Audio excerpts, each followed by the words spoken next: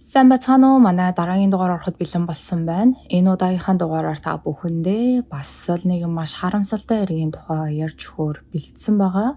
За ингээд шууд бичлэгээ эхэлцгээе. Энэхүү иргэн нь саяхан буюу 2025 онд болсон үйл явдал. 17 настай Фиби нь Австралийн Жинжин гэх ердөө 1100 оршин суугчдтай ийм жижигхэн тааванд өөрөөсөө гадна хоёр хүний хамтаар байшин түрээслэн хамтдаа амьдарцгаадаг. Хэдийгээр Фиби ердөө 17 настай ч гэсэн гэр бүлийнхнээсээ тустай амьдарт юм байлээ. Ер нь бол түүнийг бага байхаас нь эхлүүлээд гэр бүлийнх нь санхүүгийн хувьд нэлээд хүндхэн байдалтай байсаар ирсэн. Дээрээс нь аав ээж хоёр нь ч гэсэн хүүхдүүдээ нэг их анхаардгүй тул 17 нас хүрсэн даруйда Фиби гэрийнхнээсээ холдож тустай амьдрахаар шийдсэн байгаа. За энэхүү ганцаараа амьдарч байх үедээ тэрээр улсаас хөгжлийн бэрхшээлтэй иргэдэд олгодог нийгмийн халамжийн мөнгө аваад цаашлаад үүнийхээ хажуугаар дуудлагаар цэвэрлэгээ хийдэг компанид ажиллаад өөрийнхөө ойр зургийн хэрэглээний мөнгийг олдог. За Фиби яг ямар эрүүл мэндийн шалтгаанаар хөгжлийн бэрхшээлтэй хэмээн тооцогддог талаар нь бол тодорхой мэдээллүүд байхгүй байлээ. Уг нь хамгийн анх Фиби эгчтэйгээ хамтдаа байр хөөсөлж тусдаа гарах гээд байр хайжсан боловч эгч нь өөр тийшээ явахаар шийдсэн тул тэрээр энэхүү жижигхэн таванд амьдардаг хоёр танихгүй хүнтэй хамт нүүж орсон нь энэ. Эргэн тойрных нь хүмүүс түүний талаар ярихдаа Фиби бол маш хөгжилтэй, хамт байхад үргэлж сайхан энергийг өөрөөсөө цацруулж яадаг, маш зоригтой, хүсэл тэмүүлэл өндөртэй хүүхэд хэмээн ярьсан байдаг. Гэвч харамсалтай нь энэ оны 5 дугаар сарын 15-наас хойш Фибиг харсан, түүнтэй уулзсан ганц ч хүн байхгүй. За тухайн өдрийн өглөөний 8 цаг 30 минутанд Фиби Перт хот руу нисээд ахлах ангид байхдаа үерхчихсэн найз өвгөн дээрээ зочилж очихоор төлөвлөж исэн байгаа. Фибигийн гэрээс онгоцны буудлын хүртэл машинаар 41 минут явж иж хүрэхээр ийм зайтай. Тэгэхээр хамгийн сүүлд Фиби өглөөний 8 цаг 30 минутанд үерхчихсэн найз өвгөн нь болох Ливайтай утсаар ярихдаа онгоцны буудлын орох гээд замдаа явж исэн. Фибигийн амьдардаг хотоос найз залуугийнх нь байдаг газар хүртэл ойролцоогоор 7 цаг гаруй нисдэг. Уг нь Ливай түүнийг онгоцны буудлын дээрээс тосч авах байсан боловч Фиби онгоцноос бууж ирээгүй, бүр Ливайтай дахин холбооч бариагүй. Ингээд гэр бүлийнх нь ч тэр, найзууд нь ч тэр, бүр Ливай ч тэр ер нь хинч түүнтэй холбоо барьж чадахгүй байсан тул дараагийн өдөр нь буюу 5 дугаар сарын 16-нд Фибиг ор сургаггүй алга болсон хэмээн цагдаад тэмдэглүүлэн цагдаагийн газраас түүнийг ирэн хайж эхэлсэн байдаг. Хамгийн эхлээд цагдаагийн ажилтнууд онгоцны буудлын хяналтын камерын бичлэгүүдийг нь шалгаж үзсэн. Гэтэл Фиби тухайн өдөр онгоцны буудлын шалган нэвтрүүлэхээр огт ороогүй, бүр ачаагаа ч хүртэл өгөөгүй болж таардаг. Гэхдээ бүр хачирхалтай нь түүний ачаагаа чирээд онгоцны буудлын руу ногоон өнгийн подуулаг, саарл өнгийн цамцтай алхаж явна. Онгоцны буудлын хүрэх замын хяналтын камерт бичигдэн үлдсэн байгаа. Харин түүний онгоцны буудлын руу орж яваа ямар ч хяналтын камерын бичлэг олдоогүй. Цаашлаад Фибиг онгоцны буудлын ойролцоо хүргэж ирсэн хүмүүс нь бол саарл өнгийн Hyundai SUV загварын машин ундаг, түүнтэй хамт байшин хөлсөлдөг. Өрөөний хамтрагчид болох 34 настай Джеймс Вуд болон 33 настай Таника Брумли нар. Гэхдээ тэдний яг Фибиг онгоцны буудлын дээр буулгаж байгаа бичлэг бол байхгүй. Зүгээр онгоцны буудлын руу машинтайгаа явж байгаа бичлэг нь л замын хяналтын камерт бичигдэн үлдсэн.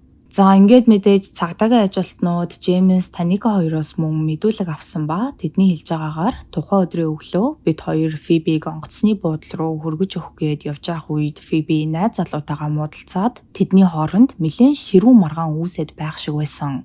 Яг тэр үед Фиби нэлээд стресссэн, бухимдалтай харагдчихсан болохоор онгоцны буудлын наахан талд бид машинаа зогсоогоод түүнийг баг зэрэг тайвшрах гэж бодоод түүнийг ганцаараа ингээд машинд үлдээгээд бид өөрсдөө машинаас буусан. Ингээд бид хоёр тэр хаваар баг зэрэг алхаж агаад 5 минут орчмын дараа машин дээрээ буцаж ирэхэд Фиби машинд байгаагүй. Түүний ачаа тээсч бас байхгүй байхаар нь бид хоёр түүнийг найз залуутайгаа эвлэрээд онгоцондоо амжиж суух гээд цаашаа алхаад явчих чтэй л гэж бодоод буцаад гэртээ харихаар явсан хэмээн мэдүүлэг өгсөн байдаг. За Фибигийн ээж Кайли Джонсон энэ үеэр охиноо ор сургаггүй алга болсон талаар өөрийн сошиал хаягууд дээр нийтлээд олон нийтээс охиноо олоход нь өөрт нь туслахыг гуйдаг. Гэхдээ Фибигийн өөрийнх нь TikTok болон Instagram дээрээс нь харах юм бол түүнийг ээжтэйгээ тийм ч сайн харилцаатай байгаагүй гэдг нь харагдана.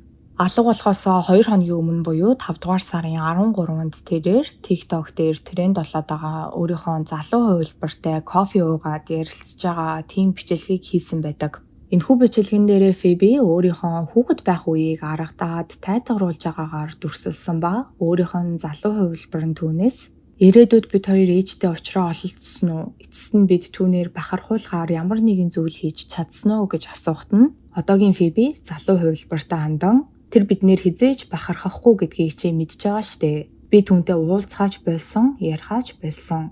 Ийм байсан нь ч хамаагүй дээр" хэмээн хэлж байгаа ийм утга агуулгатай бичлэг байсан. Үүнээс гадна Фиби аавынхаа талаар бичлэгч мөн TikTok дээр нийтэлсэн байдаг.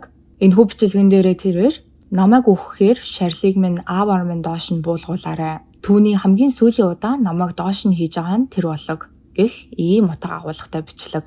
За ер нь бол түүний алга болохоос өмнө өөрийн сошиал хаягууд дээр нийтэлсэн зүйлсийг нь харах юм бол тэрээр нэлээд сэтгэлээр унсан, тавгүй, хүндхэн нөхцөл байдалд байгаа гэдэг нь харагдана. Цаашлаад Фиби алга болохоос 19 хоногийн өмнө буюу 4-р сарын 26-нд нагц эгчтэйгээ хоорондоо зурвас бичигдсэн юм байлээ. Энэхүү зурвасуудаас нь харахад Фиби анх гэрээсээ нүүх болсон шалтгаан нь гэвэл ээж нь түүнийг гэрээсээ яв гэд нэлээд удаан хугацааны туршид хөөж тууж агаад эцэст нь Фиби нэг байр олоод нүүж гарсан нь энэ. Харин Фиби нүүж гарсныхаа дараа аав руугаа холбогдоод ааваасаа түүнтэй хамт амьдарч болох уу гэж мөн асуусан байгаа. Гэхдээ аав нь ч гэсэн түүнтэй хамт амьдрахгүй гэдгээ хэлсэн. Фибигийн аав ээж хоёр нь салцсан, тустай амьдардаг. Гэхдээ хин хинэн охиныгоо гэртээ байлгахыг хүсээгүй. Тиймээс Фиби Ливай дээр очиод хэрвээ боломжтой бол тэндээ бүр мөсөн үлдэхээр төлөвлөж исэн юм байлээ. Тэрээр бүр найзуудаа өөрийнхөө яг одоогийн амьдарч байгаа орчин нөхцөлийг тамийн нүх гэж хүртэл онцолж ярьсан байдаг. За тамийн нүх гэж ингэж хэлэх болсон нь ч бас санаа учиртай. Одоо бүгдээрээ энэ талаар ярьцгаая. Фибигийн алга болсон хэрэгтээр ажиллаж исэн мөрдөгчөд түүний алга болохоос өмнө Джеймс Таника хоёртой хамт амьдарч исэн гэрт нь ирээд мөн үзлэг хийсэн байдаг. За тэгсэн тэдний амьдардаг байшин нь ёстой л нөгөө тамийн нүх шиг газар. Мөрдөгчдийг байшингийн ойролцоо ирэх үеэс эхлүүлээл хогийн сав руу ойртож байгаа юм шиг тийм үнэр гарч эхэлсэн байгаа. Харин тэднийг байшинд орох үед энд харагдаж байгаачлан хүл гიშгэх завсар зайж байшинд байгаагүй, хаа сайгүй шалан дээр хувцас болон эд зүйлсүүд хөглөрөөд энд тэндгүй өмхийрч муудсан хоолны үлдэгдлүүд болон хизээ сүлд угаасна нь мэддэхгүй шахан болсон төмпөн сав суулгууд өрөөтэй байжсэн. Ингээд болоогүй мөрдөгчдийг очих үед гэрт нь 4 нохой үхсэн байдалтай арын хашаанаас нь олдсон байгаа. Тэрхүү нохоонууд маш туранхай, эцсэн хий, ясан бүр товоогоод гараад ирсэн байснаас нь харахад өөрхийн нохоонууд өлсгөлөнгөөр үхсэн бололтой ийм байдалтай харагдчихсан. Цаашлаад Джеймс Таника хоёрын хуршүүдээс нь бүр байнга цагдаад гомдол ирдэг. Байшингаас нь өмхийн үнэр гараад ийн, нохоонууд нь шүнжин хуцалдлаа. Эднийх шүнжин үдшилэг хийгээд хуршүүдээ амраахгүй байна гэх мэт дуудлагууд доор хаяж 7 хоногт 2-3 удаа цагдаагийн газарт ирдэг. Цаашлаад тэдний хуршүүд нь Фибиг хэд удаа тэдний байшин руу орж гарч байгааг нь харсан. Гэхдээ яг тэнд амьдарч байгаа гэж бол бодоогүй юм байлээ. Угаасаа Фибигийн амьдарч исэн энэхүү байшин нь ийм аимшигтай болохоор л тэрээр энэ газрыг тамийн нүх гэж дууддаг байх. Гэхдээ бидний мэдж байгаачлан хөөрхөн охинд өөр сонголт байгаагүй. Ээж нь түүнтэй хамт амьдрахгүйгээд аав нь бас түүнийг хүлээж авахгүйгээд Фибид олдсон ганцхан амьдрах газар нь энэ л байсан.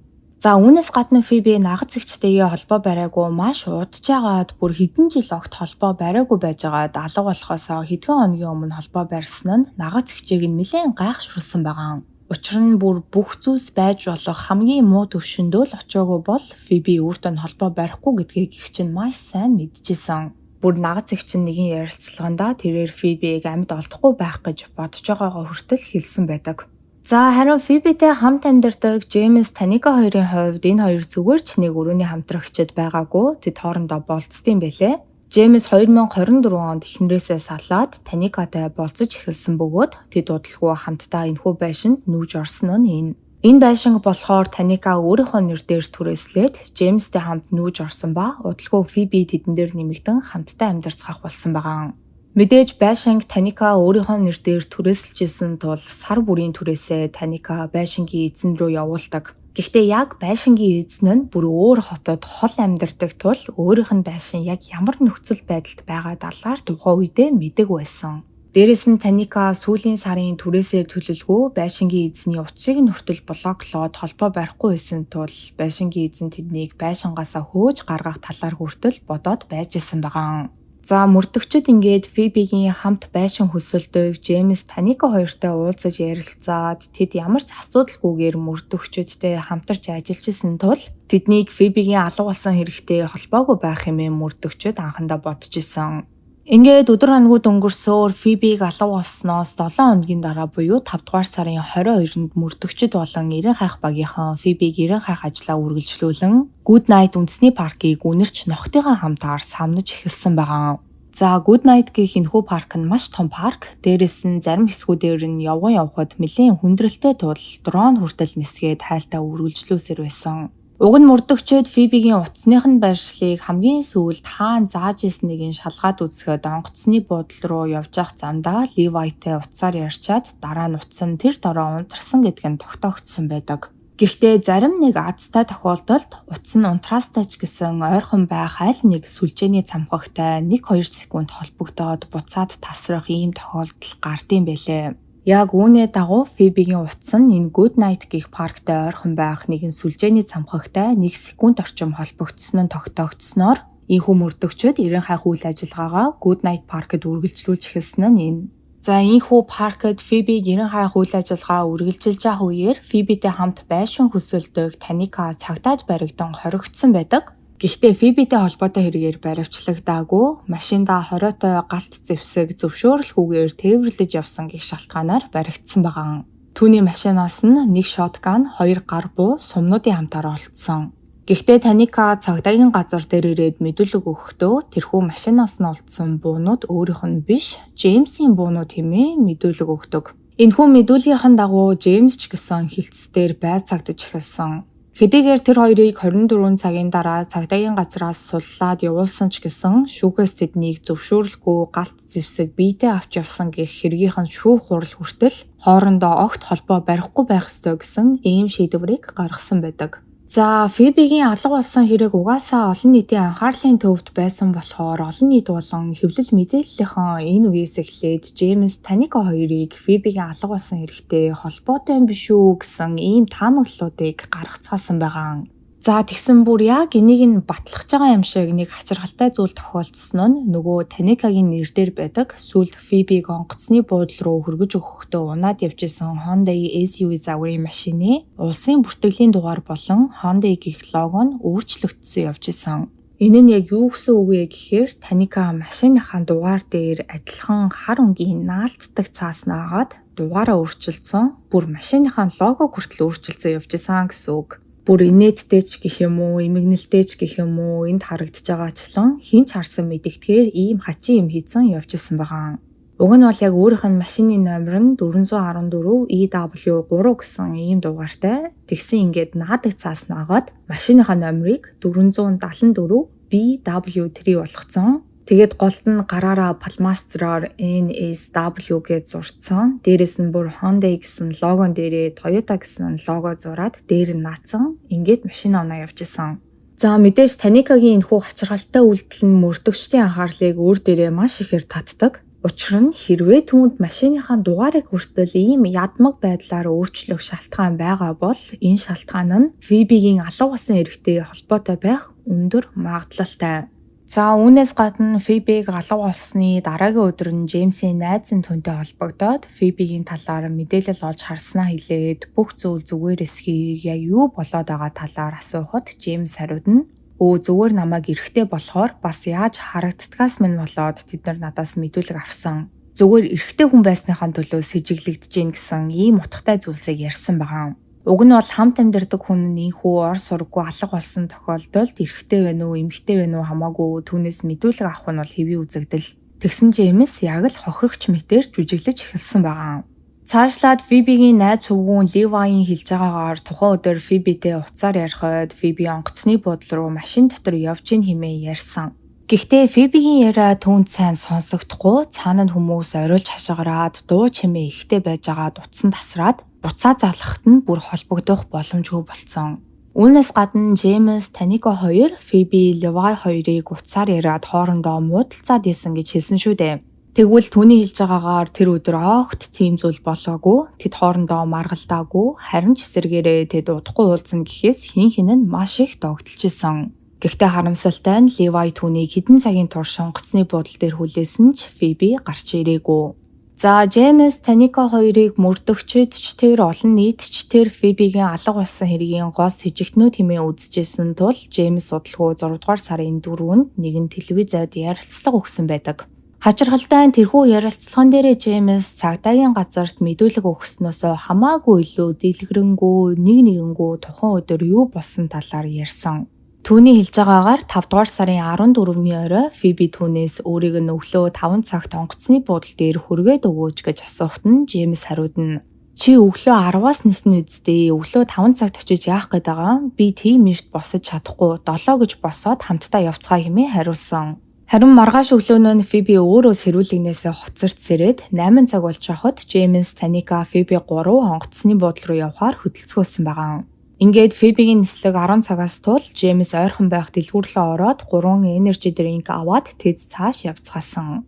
Харин энэ үеэр Фиби Ливайтай уцаар яран тэд мөн л хоорондоо муудалцсан нэг рүүгээ ойролж хашгирч эхэлсэн бөгөөд Фиби огт тайвширхааргүй харагдчихсэн тул Джеймс машинаа зогсоогоод түүнийг ганцаараа үлдээж тайвшраг гээд Таникатай хамт машинаас бууцгаан хэсэг тэр хаваар алхаж жагаад 5 минутын дараа буцаад ирэхэд нь Фиби ч тэр түүний ачаа тийшинч тэр машинд байгаагүй. Тиймээс тэд Фибиг онгоцны буудлын руу ганцаараа алхаад явчих гэж бодоод араас нь явсан ч гэсэн Фиби замд нь таараагүй тул онгоцны буудлын дээр очичоод Фибиг аль хэдийн онгоцондоо суугаад явцсан юм байна да гэж бодоод буцаад гэрлүүгөө явсан. Үргэлжлүүлэн Джеймс "Би Фибид огт гар хүрээгүй, түүнийг гэмтээгээгүй, түүнийг найз залуу руугаа явчихсан л" гэж бодсон. Харин ч гэртээ ирснийхаа дараа Таника бит хоёрын өрөөнөөс бэлнээр $5,000 бас бус Таникагийн үн тэтлэлүүд алга болсон гэдгийг анзаарсан. Фиби манайхаас явахдаа хулгай хийсэн бэлээ. Гэхдээ одоо энэ хамаагүй. Бид түүнийг 9 минут эргэж ирээсэй л гэж хүсэж байна. Фибигийн хийсэн зүйл нь буруу ч гэсэн тэр муу хүүхэд биш. Надад түн шиг эмэгтэй дүү байсан бол би яаж иж агаад түүнд туслах байсан. Тэр бол зүгээр л хүүхэд. Маш хүнд хэцүүг ганцаараа туулж яваа хүүхэд гэсэн ийм зүйлийг ярилцлаган дээрээ ярьсан байдаг. За энэхүү ярилцлага өгснөхийн дараагийн өдөр нь Джеймс Таника хоёр хүн амны гэмт хэргийн сэжигтнүүдээр баригдан хоригдсон. Мөрдөгчид Джеймс Таника хоёрыг Фибигийн амь насыг хөнөөсөн байх боломжтой хэмээн үзэх хангалттай нотлох баримтуудыг цуглуулсан байдаг. За гэтэл дараагийн өдөр нь буюу 6 дугаар сарын 6-нд цагдаагийн газраас өдрийн 2 цаг 30 минутанд хүний биеийн хэсгүүд бололтой зүйлсийг Good Night Park-аас олсон талаараа мэдээлсэн байдаг. Мөрдөгчдийн хүү олдсон тасарсан мах арьс зэргийг хүний биеийн хэсгүүд тэр дундаа Фибигийн биеийн хэсгүүд байх боломжтой хэмээн үзсэн бөгөөд олдсон зүйлсийг шинжилгээнд оруулахаар шүүх эмнэлэг рүү илгээсэн. Харин үүнээс 11 хоногийн дараа шинжилгээгээр эдгээр биеийн хэсгүүд нь хүний биеийн хэсэг тэр дундаа Фибигийн биеийн хэсгүүд гэдэг нь мөн тодорхой болсон байдаг. За мөрдлөгийн үеэр мөрдөгчид Джеймс Таника хоёрын утасны байршлыг нь мөн шалгаж үзсэн ба тэд 5 дугаар сарын 15-наас хойш хэд хэдэн удаа Good Night Park-д ирсэн. Гэтэл цогцсны зарим хэсгүүд нь олцсон тэрхүү газарт шинжилгээ хийжсэн шинжээчид гэмт хэрэгтнүүд Фибигийн цогцсны хэсгүүдийг хэд хэдэн удаа өөр тийшээ өөр газар руу зөөсөн хэмээн үзсэн байгаа. Тэгэхээр Джеймс Таника хоёр байн ямар ч шалтгаангүйгээр энэхүү паркд ирээд байсан нь Фибигийн биеийн хэсгүүдийг байн хөдөлгөөд өөр тийшээ зөөгөөдсэн байх өндөр магадлалтай. За Джеймс Таника хоёр одоогийн байдлаар өөрсдөө Фибигийн амь насаа алдсан хэрэгтэй ямар ч холбоогүй хэмээн гүрээсээр байгаа тул Фибид яг юу тохиолдсон талаар 100% баттай мэдээлэл байхгүй. Гэхдээ шинжээчдийн таамаглаж байгаагаар тухайн өдөр Джеймс Таника хоёр Фибиг онгоцны буудлын дээр хүргэж өгөхгүй үед явж байх үед тэдний хооронд маргаан үүссэн. Фиби харин энэ үед машинаас буун онгоцны буудлын руу ганцаараа алхахаар шийдсэн ба энэхүү алхаж явах үедээ замын хяналтын камерт өртсөн. Үүний дараахан яг энэхүү хяналтын камерт Джеймс Таника хоёрын замаар машинтайгаа өнгөрөөд явж байгаа дүрс бичлэг нь мөн олдсон байгаа. Тэгэхээр Джеймс Таника хоёр тухайн үед Фибигийн араас нь давхиж очиод түүнийг машиндаа суулгаад цааш аваад явсан байх өндөр магадлалтай. Бидний мэдж байгаачлан тэдний машинаас нь буунууд хүртэл олдсон шүү дээ. Тэгэхээр тэд Фибид буу толгойн сүрдүүлээд Фибиг буцаад машиндаа суулгасан байх боломжтой болж таарч байгаа. Үүнээс гадна шинжээчдийн үзэж байгаагаар Фиби тухайн өдөр буюу 5 дугаар сарын 15-нд амнасаа алдсан. Тэгэхээр тухайн өдрийн үдээс хойш Джеймс Таника хоёр Goodnight Park руу явж исэн нь түүний цогцыг ууланд булахаар явж исэн байх боломжтой. За одоогийн байдлаар Джеймс Таника хоёр шүүх хурлаа хүлээн шоронд хоригдож байгаа. Энэхүү эрэгтэй холбоотой өөр нэг чухал зүйл нь гэвэл 6 дугаар сарын 6-нд Фибигийн биеийн хэсгүүд олдохоос өмнө буюу 6 дугаар сарын 5-нд Джеймс Таника хоёр хүн амны гэмт хэргийн сэжигтнээр баригдан хоригдсон. Тэгвэл энэхүү хохирогчийн цогцос олдохоос өмнө хүн амны гэмт хэргийн сэжигтнээр баригдан хоригдно гэдэг нь мөрдөгчдөд маш том хөдлөшгүй нотлох баримт байгаа тохиолдолд ийм зүйл болдсон байлээ. Гэхдээ тэдгээр нотлох баримтууд нь олон нийтэд хараахан ил болоогүй байгаа болохоор юу байсан гэдг нь тодорхойгүй. Хэрвээ тэд эцсийн хүртэл хэрэгээ хүлээхгүй бол тэдний шүүх хурлын үеэр илүү олон зүйлс тодорхой болох байх. Гэхдээ бидний мэдж байгаачлан шүүх хурл болох гэж бас нэлээд удаан хүлээгддэг. За өөр нэг харамсалтай зүйл нь гэвэл Фибигийн ачаа тийш, гар утас гээд түүний эд зүйлсүүд болон биеийнхэн үлдсэн хэсгүүд одоо хүртэл олдоогүй байгаа. 17 настай хүүхэд ийм олон зүйлийг ганцаараа үзэж туулаад өөрийг нь наашаагийнх ганц ч хүн байхгүй. Ямар их ганцаартай, ямар хэцүү байсан бол гэж бодхоос бүр сэтгэл өвдмөр. Та бүхэн маань бас энэхүү харамсалтай хэргийн талаар юу гэж бодож байна? Өөрийн хувийн бодлоо доор сэтгэл хэсэгтүүлдэж надтай бас бусадтайгаа хуваалцаарай. За өнөөдрийн та бүхэндээ ярьж хөөр бэлдсэн бичлэг маань энэ дүүрээ дуусж байна. Миний оруулдаг бичлэгнүүд таалагддаг бол лайка дараарай, сабскрайба дараарай. Хажууд нь байгаа хонхон дээр дарах юм бол намайг шинэ бичлэг хийх болгонд та бүхэнд мэдээлэл очихулна шүү. Ингээд дараа 7 хоногийн мегмар гарагт шинэ дугаараар уулзтлаа. Түр баяртай.